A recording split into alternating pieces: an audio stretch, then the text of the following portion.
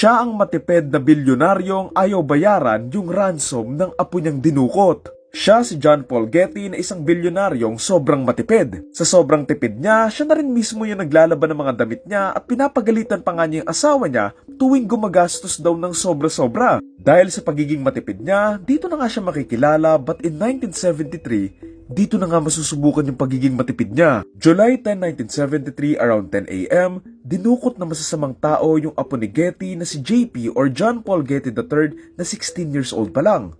Kapalit ni JP, nagdemand yung mga kidnappers ng mahigit $17 million or mahigit $100 million sa pera ngayon, pero itong si Getty, ayaw niyang magbigay ng pera. Noong panahon na yon, mahigit $6 billion yung net worth ni Getty, so medyo maliit na halaga lang yung $17 million kapalit nung apo niya. Pero itong si Getty, sumagot lang siya ng, I have 14 grandchildren, and if I pay a penny of ransom, I'll have 14 kidnapped grandchildren. On which may point naman din siya na ikinagulat nga ng mga kidnappers. Sa loob ng ilang buwan, hinayaan lang nila si JP kasama yung mga kidnappers kung saan dito nga siya dumanas ng sobrang pagpapahirap sa kamay nga ng mga dumukot sa kanya para nga lang mapilitan itong si Getty na magbayad pero wala ngang perang dumadating. Lumipas ang ilang buwan, hindi pa nga rin nagbibigay ng pera itong si Getty kaya naman dito na nga nakaisip yung mga kidnappers ng paraan para bumigay itong si Getty. Isang araw, dito na nga nakareceive ng isang package si Getty at nang buksan nga nila to, dito na nga sila magugulat nang makita nga nila yung tenga ni JP na nasa loob nga ng isang box. Kasulat sa isang note, "This is Paul's ear.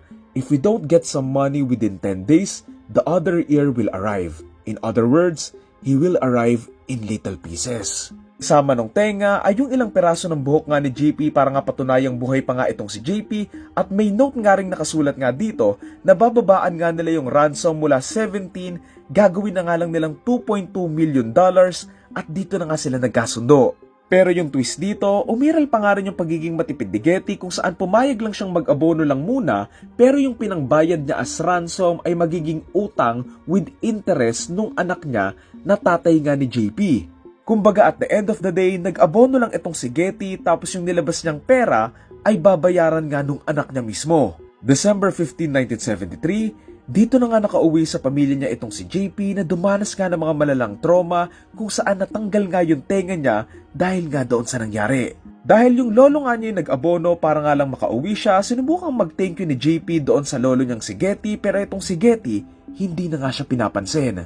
Siguro kasi itong si Getty, kahit na nag-abono lang naman siya, ayaw pa rin nga niyang maglabas ng pera. Dahil nga sa nangyari kay JP, nagkaroon naman ng malawakang investigasyon at manhunt doon sa mga gumawa sa kanya nito at 9 nga sa kanila yung nahuli pero 2 lang sa kanila na convict. Dahil sa kakaibang mga pangyayaring ito at lalo na't sobrang unique ng ganitong bilyonaryong sobrang matipid, ginawan nga ito ng movie na ang title ay All the Money in the World at isa pang series na ang title ay Trust. Nakabit man ulit yung tenga ni JP matapos ang ilang operasyon, hindi naman ito na ibalik yung normal niyang pag-iisip. Kalipas lang ang ilang taon matapos ngang madukot si JP, nalulunga siya sa mga masamang bisyo at sa pag-inom nga ng alak, and in 1981, sa edad lang na 25 years old, dito na nga siya na-stroke at na-paralyze, and in 2011, dito na nga siya tuluyang binawian ng buhay.